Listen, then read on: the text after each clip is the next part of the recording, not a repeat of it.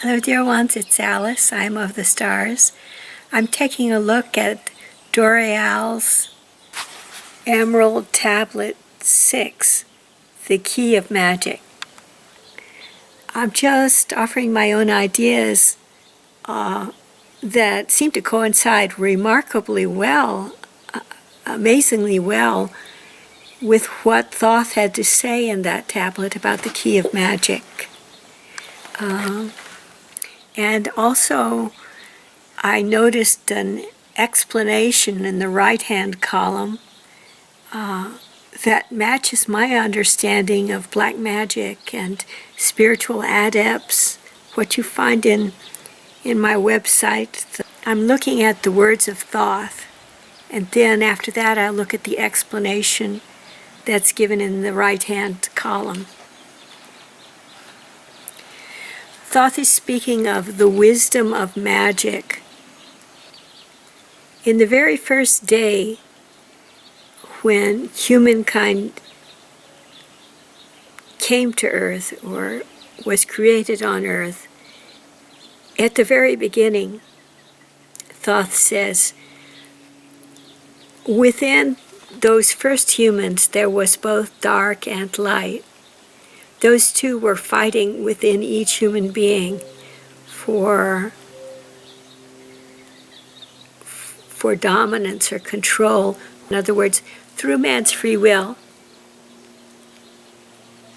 Which would it be? Would the man become more dark or more light in that incarnation?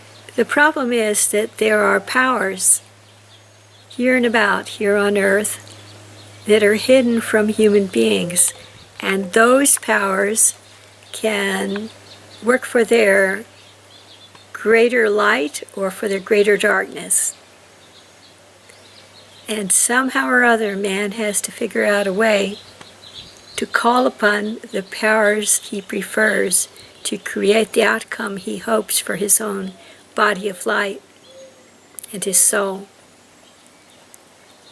That's a secret reason for existing in human form, to be able to make the choices to become that which we choose to become here on Earth. Ever brighter, ever more light, or darker and darker, and bound down to darkness. Now Thoth speaks of adepts. I think he's speaking of black magic adepts who are beyond physical form.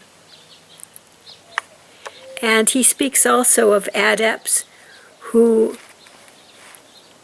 have conquered darkness and are all bright and light. Now, in my writings I term them the demonic realm for darkness and the angelic realm for brightness. In Indian lore, I think they call them the asuras for darkness, beings of darkness, and the suras for beings of light. And then recently in my writings I've been comparing the relative light of the blue avian race that may overlight the aves class of beings, the birds on Earth, especially the songbirds, to the relative dark, it seems to me, of the reptilian race that may overlight the reptiles of Earth. And could be also the dracs that may have overlit the dragon kingdom on Earth. It's dwindled so much these days. I have a feeling the dracs are also related to the dinosaurs, or that there are dinosaurs that are not in form that are waiting to overlight the return of the dinosaurs on Earth.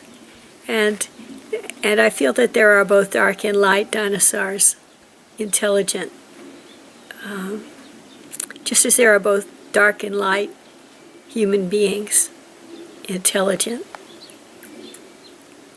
To get back to Thoth, there were people that Thoth calls the masters of darkness, And I've run into these. I feel that they inspire these cults that kill and the mafias that are on the physical plane. Sometimes crime gangs, too. And so they overlight people who for a little while choose greater darkness for their souls. And yet there are very devout people who are surrounded by the light of the great bright beings and find themselves in faiths that's worldwide that support that brightness. Speaking a little of the Masters of Darkness, the things that I noticed actually on my own, I found this out through experience, but I'm very happy to be supported by Thoth in this. Thoth says that they use dark magic. I call it black magic. There's a power of darkness. Their power over beings according to the law of one. And darkness has a certain power. And that power brings dark magic into the body of light of human beings. Thoth speaks of it making a man's very soul darker. He calls these beings, these very formidable beings, brothers of darkness. They're our enemies. That's what the Christian faith sometimes calls them, the enemy. But Thoth speaks of them in the plural. I have a section in my blog called Slave Planet Blues. And the feeling that I got is that here on Earth and also in other galaxies there are human beings and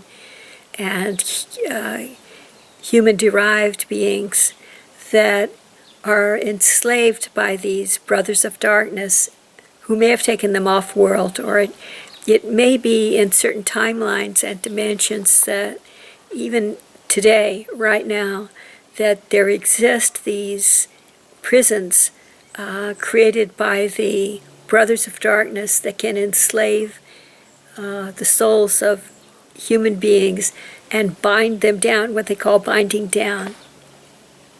That's one of the spells in my black magic section. The question is how to escape those spells, not how to create them.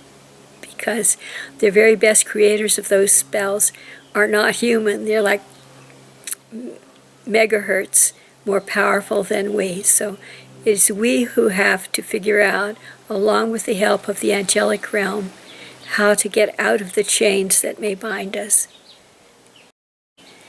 Now here's a very interesting section by Thoth. He speaks of the mind space of a human being. And he speaks of the dark veil or the night veil that the dark brothers create around the mind. I call those mental filters. It's a little less scary. Once this veil is placed upon the mind, once, in my terms, the mental filters descend upon the mind,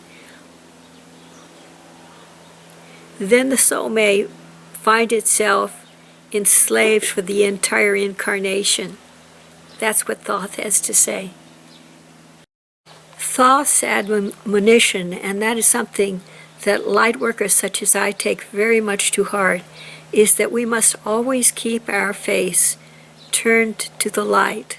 Never look to the dark, always to the light. That's a job of a light worker, to bring the light to earth, and so that earth herself will feel the peace and love and joy that is our birthright, should we will it.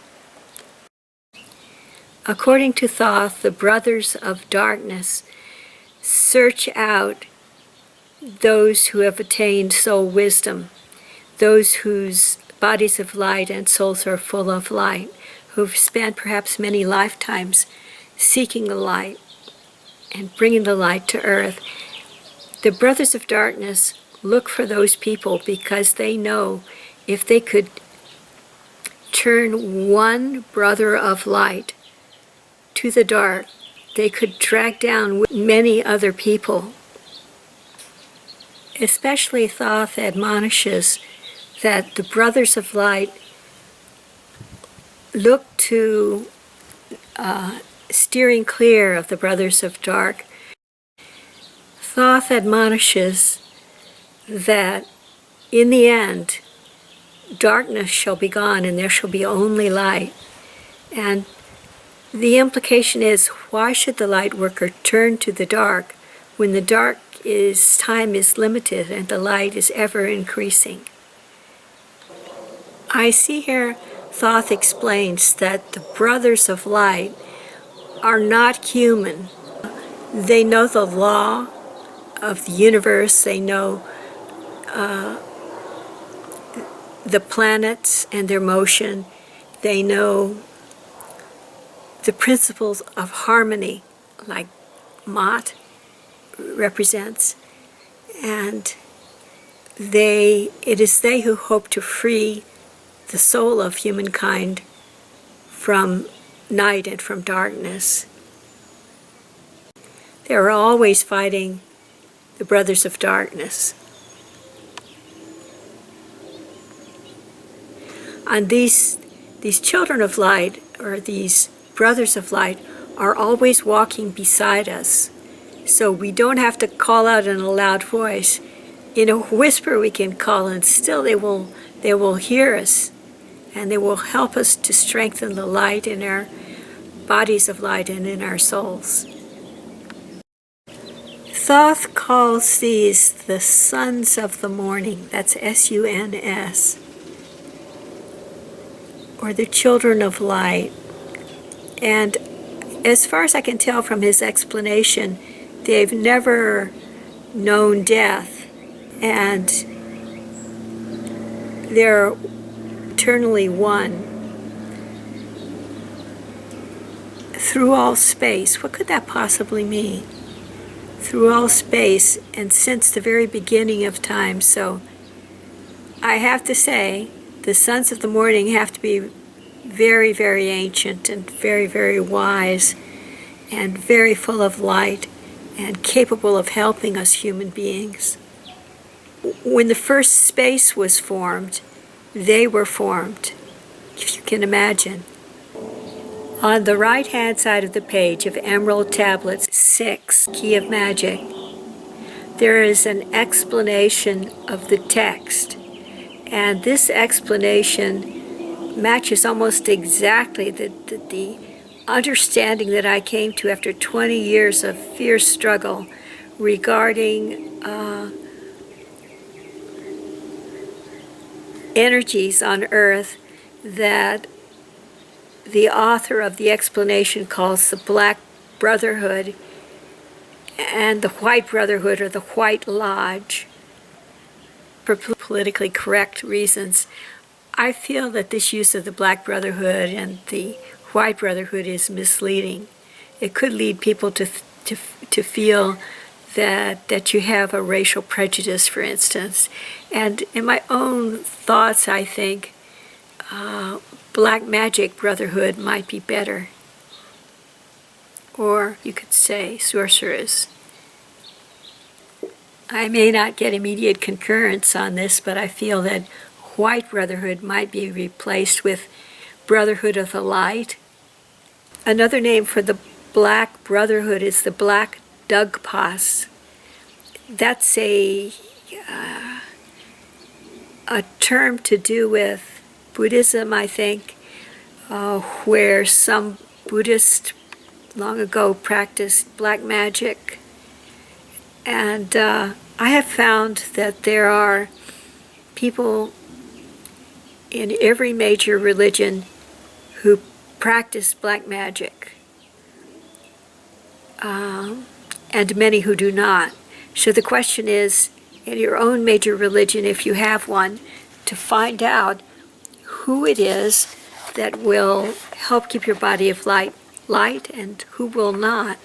And that's a difficult thing to do because there's a great deal of secrecy around the Black Brotherhood, the Black Dugpas, the Black Sorcerers, the Black Magicians, and those sorts. Secrecy is their middle name.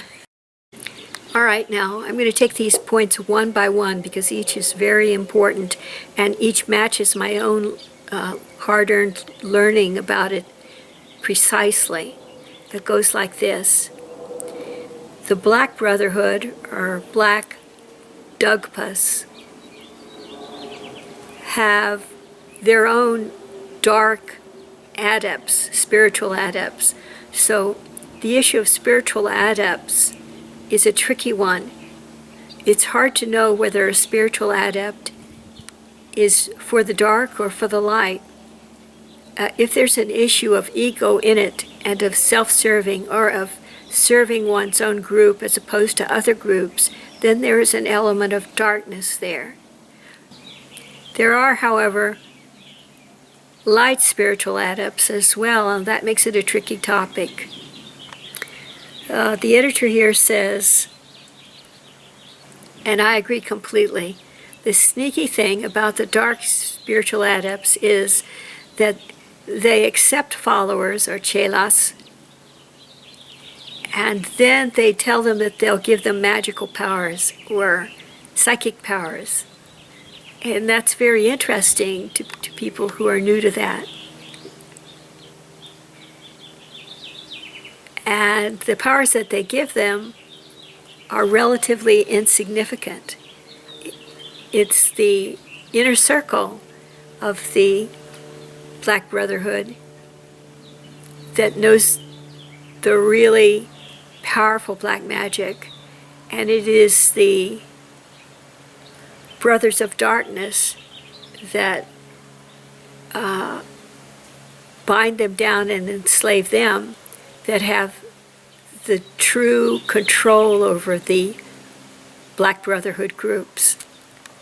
So what you have is a system of enslavement, starting with ego, the ego of people, and moving into soul wounding on purpose. The editor mentions powers that the Black Brotherhood have to open the seventh chakra. I guess they call it the seventh dimension here. And ask elementals for help. In Brazil, the form that takes in the indigenous cults is to call in hostile entities which then take possession of a person's body so that the person becomes the horse that the evil entity rides, the donkey made a fool of by the evil entity.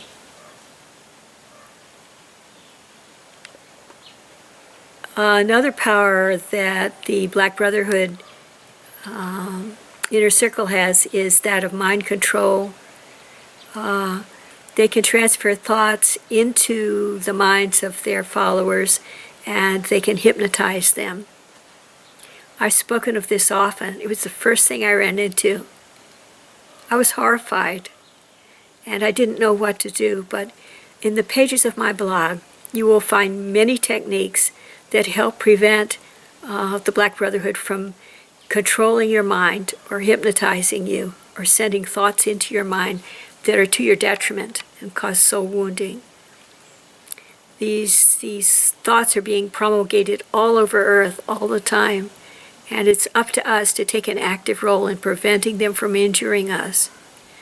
The Warshat, because the inner circle of the Black Brotherhood is controlled by much darker and denser energies, and very intelligent ones indeed. The energies of the Brothers of Darkness, those mysterious beings.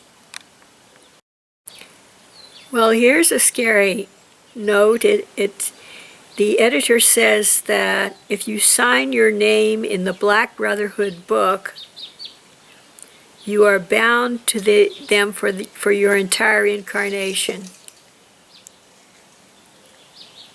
I think the Black Brotherhood believes this is true, but I am certain that humankind is gifted with free will as its birthright, and that at any time during any incarnation it has the choice to reverse the energy flow from dark to light. I'm certain of this. So don't let any black magic lodge convince you otherwise. As light workers, you know, we don't think about the dark, we think about the light. We don't hassle about the dark, fight the dark. We think about the light. And if it seems like the dark encroaches, we think of the light. We create more light. We like light emotions like love and peace and joy, those kinds of things. And we think of those and feel them. So there is a fight going on, but the fight that happens within each human is the choice that they have between the dark and the light. No one on the outside can tell us that. It's up to us through our own willpower to decide, I feel. No one can hold you against your will. It seems so. But it's not true.